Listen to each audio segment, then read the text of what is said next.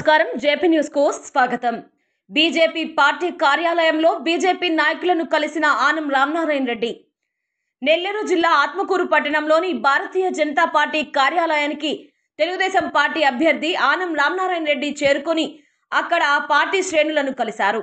తమ కార్యాలయానికి వచ్చిన ఆనం రామనారాయణ రెడ్డికి స్వాగతం పలుకుతూ ఆత్మకూరు నియోజకవర్గం BJP party convener K Mallikarjun Reddy మరియు కుడుమల సుధాకర్ రెడ్డి పుష్పగుచ్చం అందజేశారు। ఈ సందర్భంగా బీజేపీ పార్టీ కార్యాలయంలోని నాయకులతో ఆనం మాట్లాడుతూ ఎన్డీఏ కూటమిలో ఉన్న టీడీపీ పార్టీ అభ్యర్థిగా ఆత్మకూరు నియోజకవర్గం నుండి పోటీ చేస్తున్న తమ విజయానికి బీజేపీ పార్టీ సహకరించవలసిందిగా విజ్ఞప్తి చేశారు।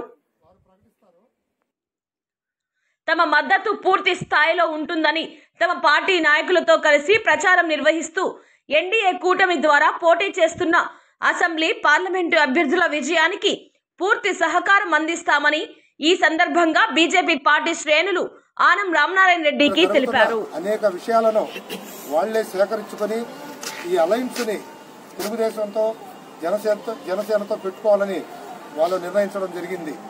కాబట్టి మనం ఒక క్రమశిక్షణ గల కార్యకర్తలుగా మనం దాన్ని ఫాలో కావాల్సిందే। ఎంపీ అభ్యర్థి వేమిరెడ్డి ప్రభాకర్ రెడ్డి గారిని మంచి మెజారిటీతో గెలిపించుకుందాం। మిమ్మల్ని అందరినీ అత్యధిక మెజారిటీతో గెలిపించాలని కోరుకుంటా ఉన్నాను।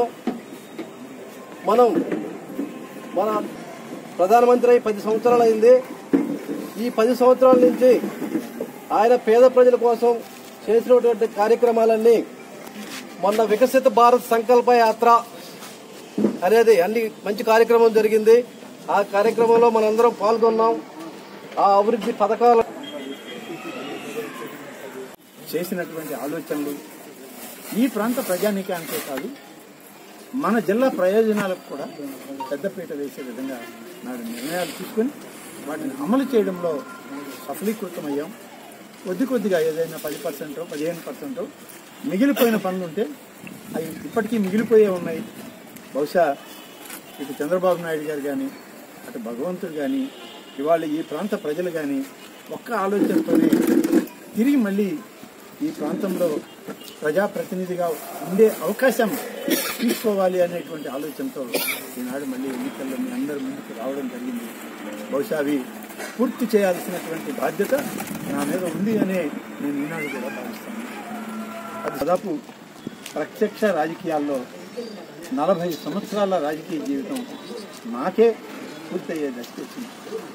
ఇంకా మళ్ళీ రాజకీయాల్లో కొనసాగుతానని అనుకోలేదు, కానీ సందర్భం వచ్చింది కాబట్టి కొంతకాలం ఇంకా ప్రజల మధ్యన కొనసాగితే బాగుంటుందనేటువంటి ఆలోచన, పార్టీ నిర్ణయం, చంద్రబాబు నాయుడు గారి ఆదేశం అన్నీ కలిసి తిరిగి మళ్ళీ మన ఆత్మకూరు నియోజకవర్గానికి 2వ దఫా ఎన్నికల్లో పోటీ చేయడం జరిగింది। కాలంలో మరొక 5 సంవత్సరాలు 10 సంవత్సరాల కాలం ఈ రాష్ట్రం పూర్తిగా వెనుకబడింది, నష్టపోయింది అని చెప్పి చెప్పుకోవాల్సిన అవసరం ఉంది। ఈ పరిస్థితుల్లో ఇవాళ సాధారణ వచ్చింది।